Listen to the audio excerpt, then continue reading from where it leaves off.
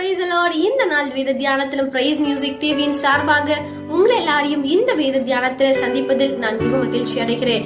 இந்த தியானத்திலும் தேவன் அவருடைய உன்னதமான வேத வசனத்தின் மூலமாக நம்மளுடன் என்ன பேச விரும்புகிறார் என்று நாம் பார்க்கலாம். இந்த நாள் தியானத்திலும் கூட தேவன் நமக்காக வைத்திருக்கிற சமாதானம் எப்படிப்பட்டது என்பதை நாம் தெரிந்து கொள்ள போகிறோம்.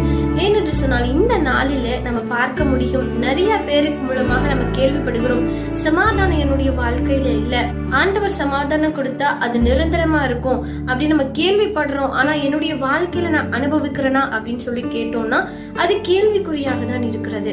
ஆகவே தேவனிடம் இருந்து நாம் எப்படி சமாதானத்தை பெற்றுக்கொள்ள முடியும்?